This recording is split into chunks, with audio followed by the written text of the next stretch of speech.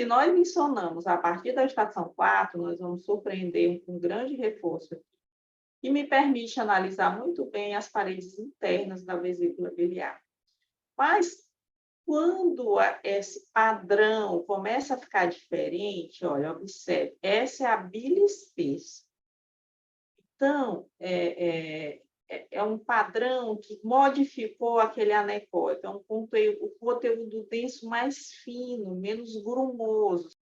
Quando essa bile espessa se perpetua, o fator que está determinando essa bile espessa se mantém, nós vamos passar, a cronicidade disso vai levar à formação da lama ou barro biliar.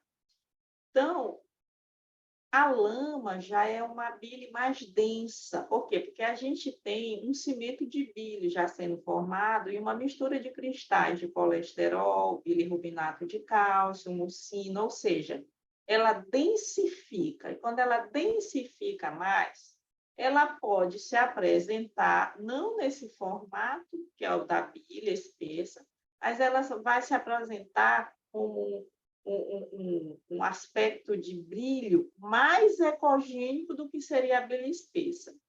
Ou também ela pode se apresentar, em vez de ficar compactada, ela pode ficar mais dispersa. E esses pontos de bilirrubinato, de cristais de colesterol, mucina, quando o som bate neles, eles formam esses tracinhos hiperecóicos. Vejam, mas aqui não tem sombra.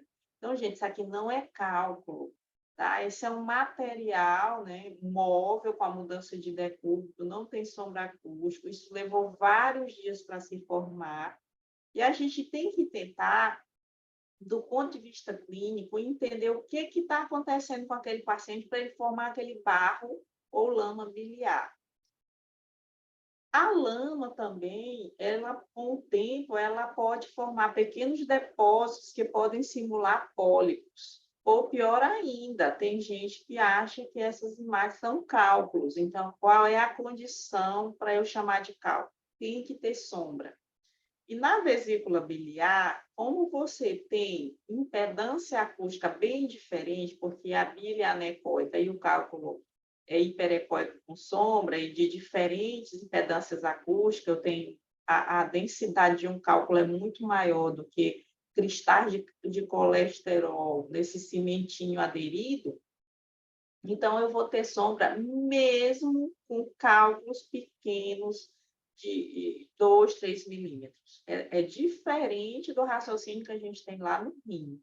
Então, quando vocês encontrarem essas imagens, não chamem isso de cálculo, ainda é lama biliar, tá? Na forma de pequenos depósitos, e ter esta mobilidade. Lembrar que em crianças é muito comum que fazem uso de antibióticos desenvolverem esse aspecto de lama biliar. Eu vejo com uma certa frequência.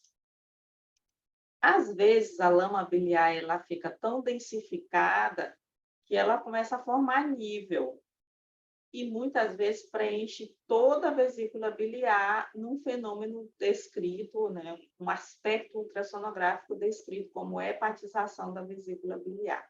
Até aí, nós temos lama biliar. Mas essa lama, ela é litogênica. Então, dependendo da cronicidade, a lama biliar ela pode ser litogênica e realmente formar cálculo.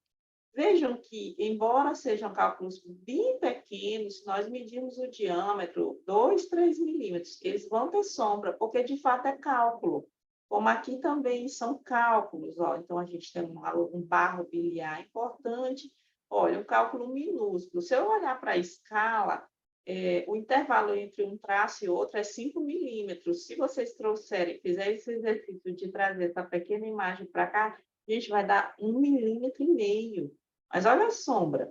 Então, esse conceito ele tem que estar na nossa cabeça. Para ser cálculo, tem que ter sombras, para evitar de ser iatrogênico, porque a gente começa a escrever que tudo é litias, microlitias, e aí gera transtorno para o paciente.